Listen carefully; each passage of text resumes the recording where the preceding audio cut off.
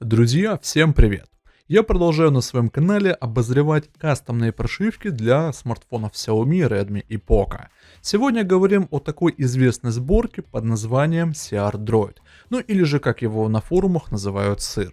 Что оно такое, какие тут есть преимущества и стоит ли вообще ставить на повседневку, узнаете в этом видео. Так что присаживайтесь поудобнее и мы с вами начинаем.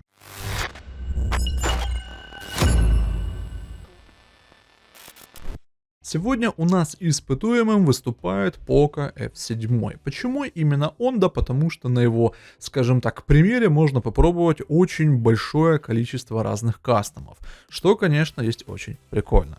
Вообще, в принципе, что под собой подразумевают кастомные прошивки, это разблокировка загрузчика, это там установка кастомного рекавери, ну и, соответственно, сама прошивка. Я в этом видеообзоре постараюсь затронуть самые основные разделы, которые волнуют пользователей. Первое, с чего мы с вами начнем, это, скажем так, первоначальное знакомство с прошивкой. Получается Android 16, версия 12.7. Когда я ее качал и устанавливал на это устройство, оно шло под грифом Official. Я так понял, что еще на это устройство есть неофициальные сборки сыра, но опять же в чем там отличие, я, честно говоря, не стал разбираться. Я увидел слово Official, ну и, соответственно, меня это больше подкупило.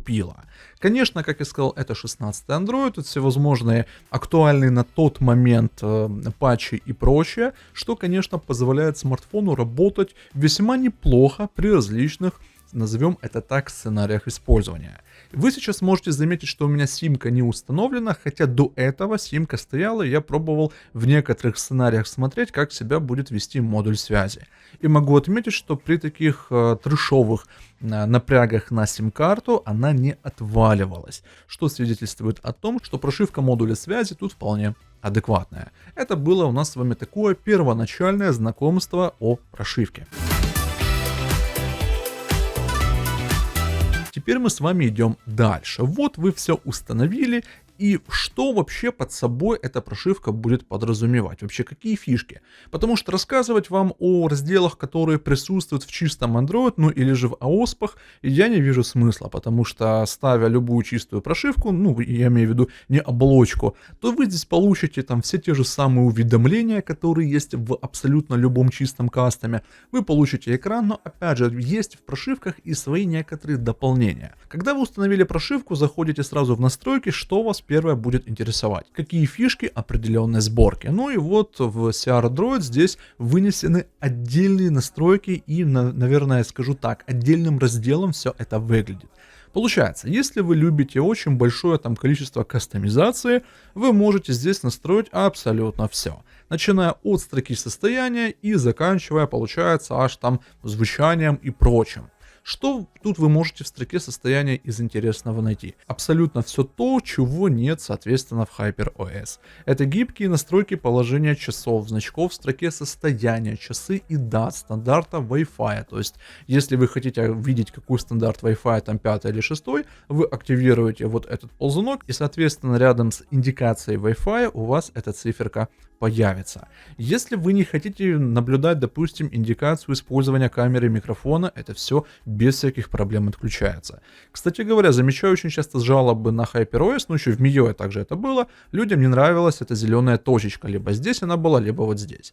И многие хотели ее как-то отключить, но по стоку у нас таких возможностей не было. Далее, если вы хотите использовать также цветные значки, пожалуйста, нам сборщики и авторы дают такую возможность. Помимо этого, вы можете еще гибко настроить виды батареи, проценты, жесты, там двойные касания и, соответственно, дополнительные отступы также можно настроить. Конечно, это очень и очень круто, потому что той же гибкости настроек в HyperOS, ну, хочется еще, ну, назовем это так, дождаться, потому что, как вы понимаете, не очень-то и скоро вся эта история придет. Далее, по быстрым настройкам изображения, заголовка можно настроить, где показывать в плане регулятора яркости. Если вам не нравится, что вот здесь регулятор яркости показан, то вы можете с помощью вот этих настроек его перенести. Либо же показывать всегда, либо же вообще в принципе не показывать. Если показывать всегда, то, соответственно, оно будет у нас вот таким образом работать. Если вы активируете, соответственно, не показывает, то у вас, соответственно, этот ползунок показываться не будет. Ну, собственно, да, тут кастомизация очень и очень гибкая. Плюс еще можно виброотклик на изменение яркости установить. Честно говоря, я вообще остался доволен тем, насколько можно вообще, в принципе, настроить эту систему. Допустим, если вам не нравятся, ну, назовем это так, скругленные ярлыки, то вы можете, допустим, здесь форма плиток, вот, допустим, динамические, можете поставить квадратные. Опускаем, ну, наверное, немного колхозненько выглядит, скорее всего, вернем с вами динамические, потому что оно как-то более современно, что ли, выглядит. Далее, на экране блокировки также вы можете выполнять абсолютно все, чего желает душа. И шрифт часов, название операторов, даже пульсирующий визуализатор можно активировать. Но это больше, как вы понимаете, либо под музыку активно, либо же это больше под какие-то уведомления. Но опять же, фишка очень прикольная. Я вот ее попользовался, выглядит весьма и весьма. И позволяет также немного разнообразить свое устройство. Помимо всего этого, также можно еще поиграться с настройкой интерфейса. По активному экрану также можно тут выставлять все то, что вы хотите видеть, все то, что вы хотите настроить при поднятии активацию активного экрана, при наоборот, когда вы смотрите на него. Ну, в общем, тут все очень и очень круто. Также есть еще история для любителей музыки.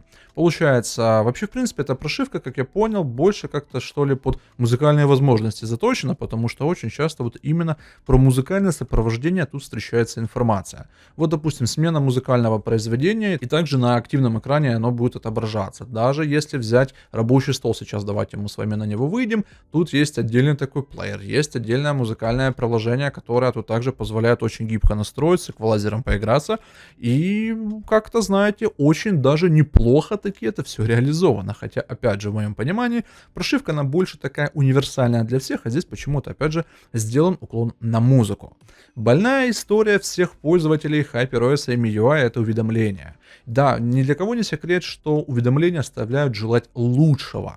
И здесь разработчиками и авторами этой прошивки было сделано все, что только можно в этом плане. И звук, и прозрачные уведомления. И можно здесь настроить, показывать буфер обмена. Можно всплывающие уведомления активировать. Не надоедать можно активировать. Ну, в общем, тут, знаете, прям можно абсолютно до косточек все это настроить, и выглядит это очень круто. Ну и вот плюс то, что я вам рассказывал про музыку. То есть звук, снимка экрана, адаптивное воспроизведение, панель громкости слева или справа. Также, если вам не нравится по умолчанию эта панель вот с этой стороны, вы можете ее перенести, соответственно, в левую сторону. Тоже, опять же, кому-то это нужно, кому-то удобно этим пользоваться, и, пожалуйста, вам разработчики дают такую возможность. В общем, кастомизации здесь вагон и маленькая тележка, и поэтому этой прошивке я ставлю однозначный плюс за это.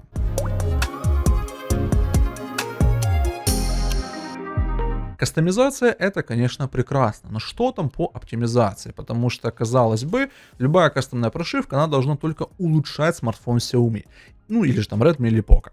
В нашем же случае, как вы понимаете, смартфон Poco F7 вообще не чувствует каких-либо проблем при, там, допустим, скроллинге, открытии каких-то приложений, при переходе в какие-то разделы, и даже в играх эта вся история очень классно отрабатывает. И да, это очень важный индикатор того, как оптимизирована прошивка. Ведь если вы качаете какой-то порт или какой-то кастом, и он вообще не оптимизирован, то это, конечно, очень печально. Плюс, если вас еще интересуют циферки в том же самом Geekbench, я Antutu, сразу скажу, не успел установить, потому что нужно записывать был этот обзор, то в этом синтетическом тесте следующие показатели. И вы можете наблюдать, что в целом и общем, как для этого процессора, весьма неплохие и цифры. В повседневном использовании этой прошивки на этом смартфоне, честно говоря, оно очень все классно отрабатывает. Минимум лагов, минимум фризов. И опять же, это связано с тем, что нет кучи каких-либо там надстроек и прочего. Я имею в виду, конечно же, про оболочки.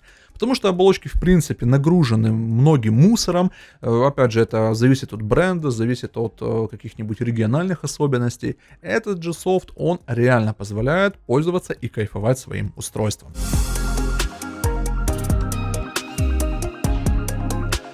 Далее, что еще касательно нюансов. Если вы любитель пользоваться NFC, вообще в принципе как бы устройства современные, без NFC это вообще как бы сложно представить себе. Так вот, вы можете тут поиграться с настройками, с модулями, с root правами и с прочим. Честно говоря, опять же, я уже из старой гвардии, которая не хочет особо играться с этими всеми модулями и прочим. Я там себе установил, получается, что root права Magisk, да, кстати, все сюда нормально устанавливается, безо всяких проблем. Вы можете тут кастомизировать и с помощью root прав свой аппарат, там настраивать что-то, дополнять его, там что-то сверху еще накидывать, и вообще, в принципе, никаких проблем не будет. Так вот, с NFC нужно играться, то есть старые там приколы по типу вот в настройках, если мы там активируем, если мне память не изменяет, deny list, потом ZGISC, если мы активируем, то на сегодняшний день эта тема не работает. Там, насколько я знаю, есть свои уже моменты, с которыми нужно играться и разбираться, но в любом случае из того, что я читал, из того, что пишут пользователи у нас в чатах в YouTube и на ФОПД, то это все реально, и вообще, в принципе, прошивка любая кастомная будет работать без всяких проблем. Теперь же отвечаю на вопрос, вообще стоит ли с MIUI, там, с HyperOS переходить, вот, допустим, на кастомы. Ну, давайте в частности разберем Poco F7 и CR-Droid 12.7. Я могу сказать, что стоит. Если вам надоело HyperOS, если вы не хотите там, допустим, видеть все то, что происходит от бренда Xiaomi и HyperOS в частности, то кастомная прошивка весьма хороший вариант для того, чтобы как-то разнообразить свое устройство, ну и, конечно же, его улучшить. Конечно, не для всех кастомные прошивки, как вы понимаете, но те, которые ищут хорошую альтернативу для той же HyperOS, я считаю, что CR-Droid очень даже неплохой вариант. Много кастомизации, также еще и в стоковых разделах есть там небольшие доработки, что, конечно же, позволит вам выжимать максимум из своего устройства. Ну а если о чем-то забыл упомянуть или остались какие-то вопросы, смело пишите об этом в комментарии, там мы с вами и пообщаемся. Ну а на этом у меня на сегодня все. Спасибо за внимание и до новых встреч.